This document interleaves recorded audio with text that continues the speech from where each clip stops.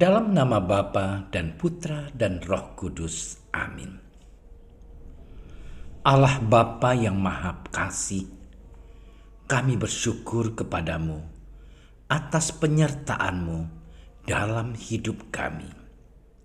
Sebentar lagi kami akan mendengarkan dan merenungkan firman-Mu.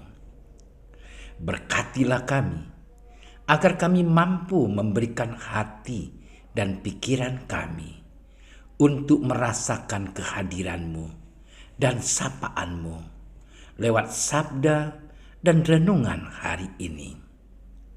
Dan semoga semuanya itu menjadi petunjuk bagi kehidupan kami dan menerangi kegelapan hati kami. Demi Kristus Tuhan kami. Amin.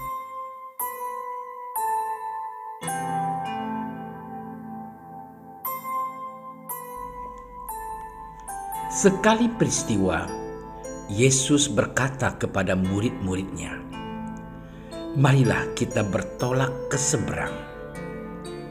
Mereka meninggalkan orang banyak itu, lalu bertolak dan membawa Yesus beserta dengan mereka dalam perahu, di mana Yesus telah duduk, dan perahu-perahu lain juga menyertai Dia. Lalu mengamuklah taufan yang sangat dahsyat, dan ombak menyembur masuk ke dalam perahu, sehingga perahu itu mulai penuh dengan air. Pada waktu itu, Yesus sedang tidur di buritan di sebuah tilam.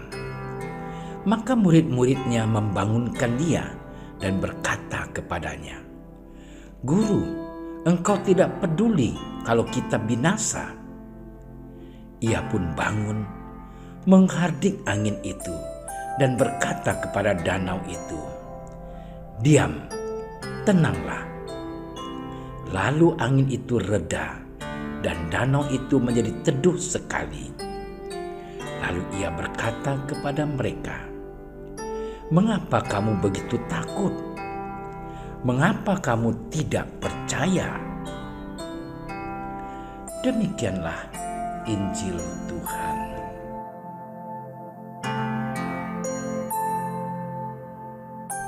Saudara-saudariku yang terkasih, pada hari ini kita memasuki minggu biasa ke-12 tahun B.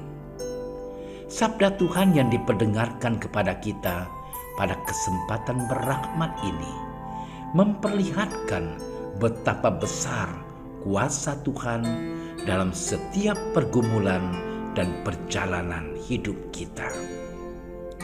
Saudaraku terkasih, masyarakat primitif masih memegang keyakinan dan percaya bahwa laut mempunyai kekuatan mitis dan menyimpan 1001 macam misteri di dalamnya. Bila terjadi bencana di laut, kemungkinan untuk selamat sangatlah tipis. Dalam bentangan samudra tanpa tepi, kemana orang dapat melabuhkan pertolongan? Karena itu orang selalu berpandangan bahwa laut mempunyai kekuatan magis dan penuh teka-teki. Orang merasa kehilangan akal, harus lari kemana selain berpasrah menunggu nasib menjemput. Saudara-saudariku yang dikasihi oleh Allah, di dalam Injil Yesus beberapa kali memberikan pengajaran di sekitar tepi pantai, di pantai Genesaret, Galilea, dan Tiberias. Bahkan sebagian dari murid-muridnya adalah mantan nelayan. Peristiwa mujizat yang kita dengarkan pada hari ini direkam oleh ketiga penulis Injil Sinoptik. Hari itu, usai mengajar orang banyak, ketika hari sudah beranjak senja, Yesus mengajak para murid bertolak ke seberang. Mereka naik perahu bersama perahu-perahu yang lain. Saudara-saudariku terkasih, gelombang besar seakan tidak membuat Yesus terbangun. pun ketika perahu mulai penuh dengan air, Yesus seakan tidak terganggu. Para murid mulai cemas dan gelisah di tengah malam yang gelap gulita. Ketika taufan menghantam perahu mereka, tiada jalan lain untuk selamat. Mereka menghampiri Yesus dengan nada suara tinggi bercampur cemas. Mereka memberanikan diri membangunkan Yesus. "Guru, Engkau tidak peduli kalau kita binasa." Saudara-saudari, Tuhan selalu peduli akan jeritan dan harapan manusia. Ia datang ke dunia justru karena kepeduliannya yang tak kenal batas kepada umat manusia. Di saat Yesus bangun dan menghardik danau, tiba-tiba angin reda dan tak satu ombak pun mengusik perahu mereka. Danau pun teduh seketika. Yesus berkuasa atas kekuatan alam yang bisa membahayakan dan penuh misteri. Yesus mengatasi segala daya dan kekuatan si jahat yang dilambangkan oleh keganasan badai. Saudara-saudari seiman, bukan Yesus yang tak peduli akan segala penderitaan hidup manusia, tapi kita sendirilah yang kurang percaya. Takut dan kurang percaya adalah dua sikap manusia yang diwakilkan oleh para murid, yang kerap dicela oleh Yesus dan sering terulang bahkan sesudah kebangkitan. Takut dan tidak percaya meruntuhkan keberanian seseorang untuk melangkah maju. Yesus tidak menuntut rasa kagum karena ia dapat meredakan angin dan danau yang bergejolak. Yesus menuntut kepercayaan agar ia menjadi pegangan dan andalan hidup satu-satunya yang bisa menyelamatkan kita. Bersama Yesus tidak ada yang mustahil, tetapi keyakinan seperti itu kerap runtuh, mentah, dan tinggal sebatas slogan kosong kala manusia langsung bersentuhan dengan kenyataan. Menghadapi masa depan yang dipenuhi 1001 pertanyaan, manusia condong mengandalkan kekuatan, kemampuan, bakat, dan kesanggupannya sendiri. Manusia semakin sulit berpasrah, terlalu yakin dan percaya akan kemampuannya. Saudara-saudariku yang terkasih, marilah kita bertolak ke seberang. Suatu ajakan untuk mengarungi hidup yang dirajut di atas gejolak, persoalan, dan prahara. Untuk bertolak hingga sampai ke seberang dibutuhkan kepercayaan dan keberanian. Bukan keraguan seorang pengecut dan penakut. Kita membutuhkan pegangan dan kompas kehidupan, yakni Yesus sendiri. Dalam beriman, awalnya mungkin terasa mulus, tetapi seiring dengan berjalannya waktu, siang berganti malam, danau yang teduh berubah menjadi samudera yang ganas. Siapa sangka iman kita kepada Tuhan pun makin hari makin digerus oleh tawaran dan godaan kenikmatan dunia. Saudara-saudari seiman, perasaan takut, cemas, gelisah, dan menjerit telah menjadi bagian dan santapan hidup kita. Yesus seakan tidak peduli, ia bahkan seakan tak mau dibangunkan dengan doa. Ketakutan dan kegelisahan semakin menjadi-jadi. Bukan Yesus yang terlelap, tetapi kita yang tertidur dan berusaha aman dan dengan keyakinan diri kita. Bukankah ia setiap saat menanti kunjungan kita?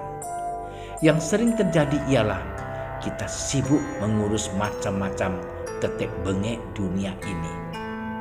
Dia pun tinggal kesepian sendirian. Kita kerap tidak sanggup berjaga bersama dengan Dia. Di Getsemani, para murid tertidur dan bahkan tak peduli akan Yesus. Sebenarnya, Yesus sanggup membuat perahu itu tiba-tiba sampai di seberang. Tetapi Ia mau supaya para murid bertolak, mengarungi danau, dan mengalami kegalauan hidup di tengah samudera kehidupan yang kerap menakutkan dan tidak pasti. Keyakinan dan keberanian serta kepercayaan kita kerap diuji lewat perjuangan. Bukankah emas mesti dimurnikan dalam api? Yesus mau agar kita bersama Dia sampai ke seberang lewat perjuangan. Saudara-saudariku yang terkasih, pada momen ini Yesus hadir dan menyertai kita. Mencapai kematangan seperti ini butuh waktu dan kesabaran, serta kemauan untuk berjuang dan mengasah diri. Kita pun kerap mengalami badai kehidupan. Terkadang kita menyerah, nyaris terungkap, dan kerap kita jalani. Kekuatan kita ialah Kristus, penyelamat dalam berbagai aspek kehidupan kita. Ketika badai kehidupan hampir menenggelamkan kita, kita diminta untuk melakukan dua hal penting, yakni percaya dan tidak hidup dalam ketakutan. Tuhan memberkati. Ya Allah yang baik, puji dan syukur kami haturkan di hadapan-Mu. Karena berkat rahmat dan kasih-Mu, kami masih boleh mengalami seluruh anugerah-Mu hingga saat ini. Kami mohon berkat-Mu untuk perjuangan hidup kami sehari-hari, sehingga kami tidak hidup dan terlelap dalam mimpi serta kenikmatan dunia.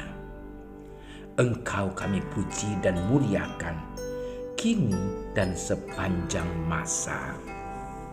Amin. Doa Santo Yusuf. Salam penjaga Sang Penebus, suami perawan Maria yang terberkati. Kepadamu Allah mempercayakan putra tunggalnya. Kepadamu Maria menaruh kepercayaannya. Bersama denganmu Yesus menjadi manusia. O Yusuf yang terberkati, perlihatkanlah dirimu sebagai seorang bapa juga bagi kami, dan bimbinglah kami di sepanjang perjalanan hidup. Perolehkanlah bagi kami rahmat, belas kasih, dan keberanian, dan lindungilah kami dari segala yang jahat. Amin. Bapa kami yang ada di surga, dimuliakanlah nama-Mu, datanglah kerajaan-Mu, jadilah kehendak-Mu di atas bumi seperti di dalam surga.